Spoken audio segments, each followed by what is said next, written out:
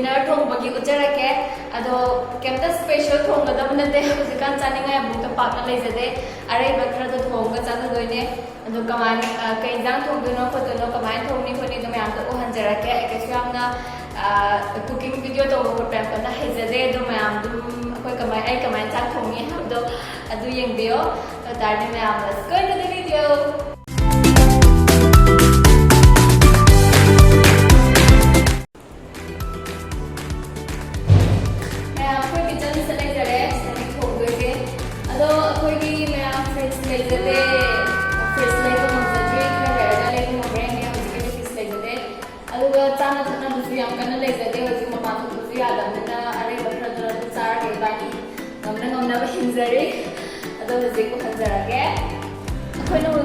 First to do is chak thong ne ado chak ko rice cooker da chak thong hai ji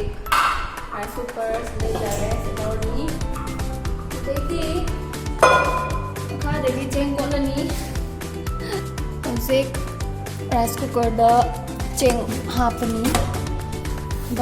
ibani dang lai bani na sak yam kana thong de yai tengkot ama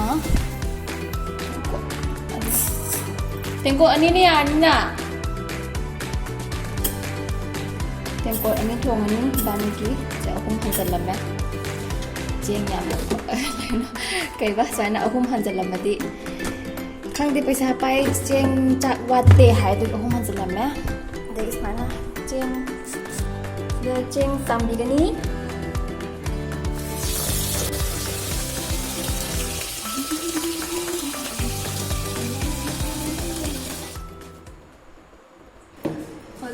cheng sambi gani cooking video di am khai dai hojik si to bi gani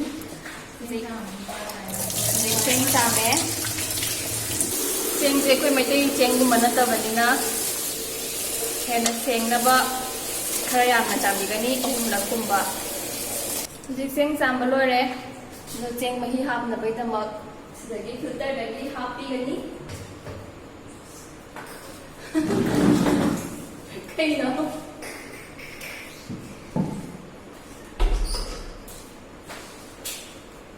filter lagi ising yarda rice cooker na happy lagi yare kai no betha chalo yawning mana hai mayam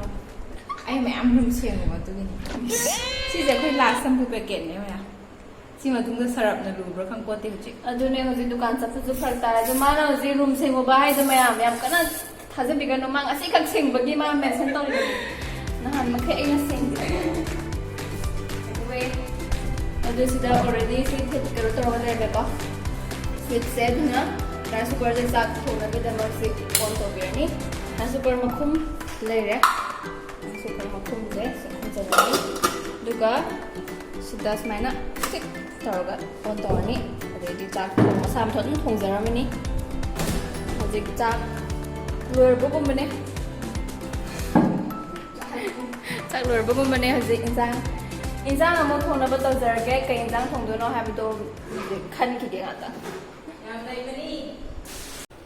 mayam hojik injang sai to ma lore kai no cauliflower ma ta tik am le aduma adigi khamen sim ani aduga alu ma tang nei ai thik kai bai na cham ni na si de thogani hojik Hello, Mama. Sing gusto talaga drama nila.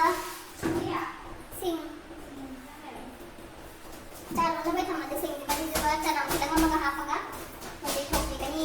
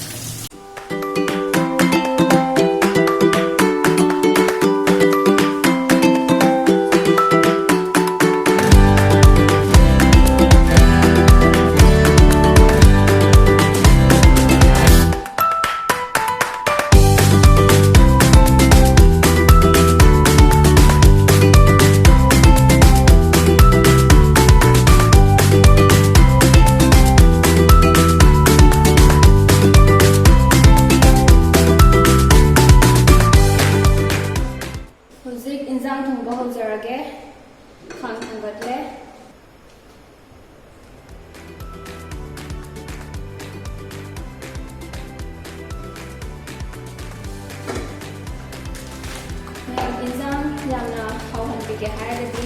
ꯉꯥꯔꯤ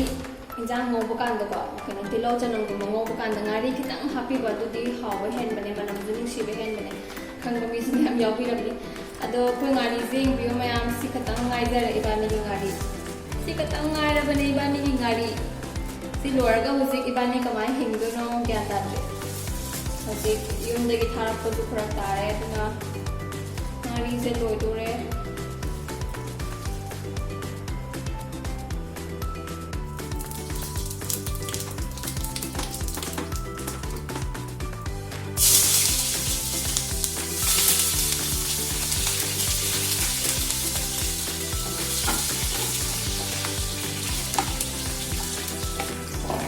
hꯧꯖꯤꯛ ꯇꯤꯜꯍꯧ ꯆꯅꯝꯒ ꯉꯥꯔꯤꯒ ꯉꯧꯈ꯭ꯔꯦ ꯑꯗꯨ ꯁꯤ ꯈꯤꯇꯪ ꯀꯨꯏꯅ ꯉꯧꯔꯒ ꯊꯝꯕꯤꯔꯅꯤ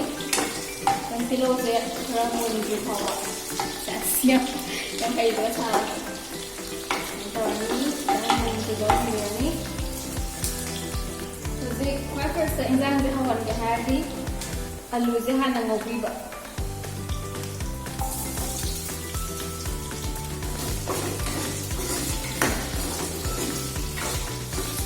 hꯧꯖꯤꯛ alu ngahak ngawbi matungda cauliflower hapirani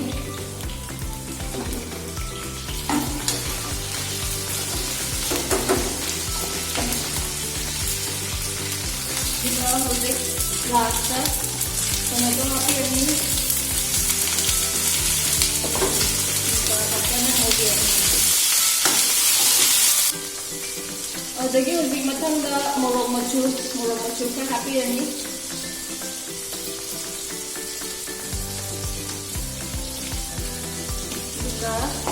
Tina ako'y Manipurgi Ahaoba Thongba maru marang Ahaoba ito do size kaya tayo binani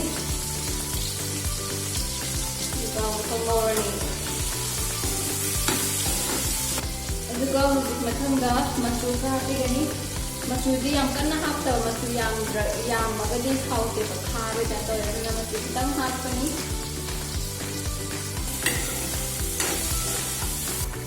Duga husik ising kitang haijanbirani ka sandanaba thum hapani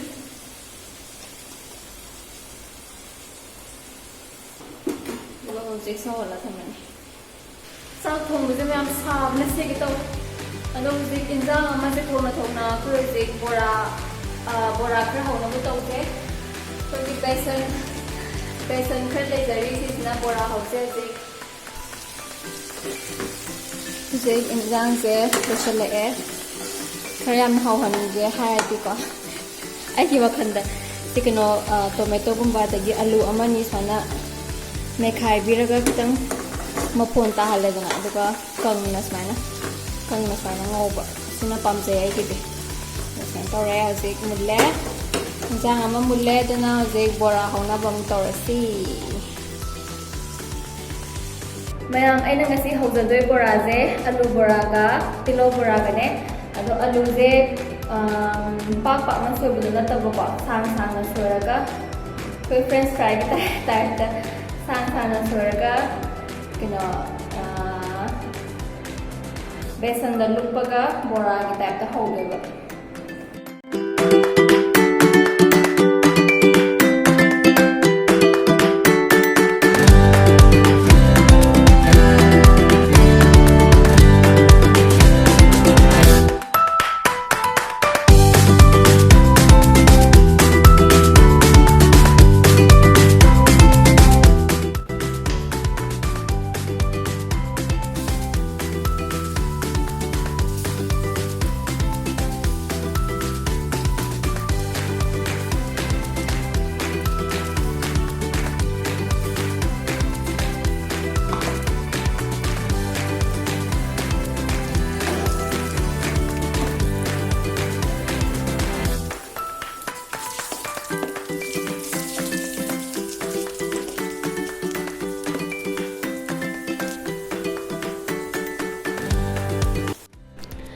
Finally, jak thongba loizare sida aigi bora leizare morok khara tilo khara chiknaba aduga sida ngasai thonggiba cauliflower dune hawgadra hawradra khangdei bani gi sida hawbo loizare hai tabi drum ya mai thongba hawni hai pickle lay ma'am si pickle diga toroga charni sisna morok pickle sisna mango pickle si toroga ibani huzik lunch chajarage oh sorry dinner hage doba kokal brain ga loi chaira poni da mayam ngasi ki video sai da loi jarage cha padi ko chai roige ado video se loi copy me bigida ma thank you very much video se ngai biragati like to copy kano subscribe to biramo share to bio comment hai biramo mathang ki video do undar se mya bye bye take care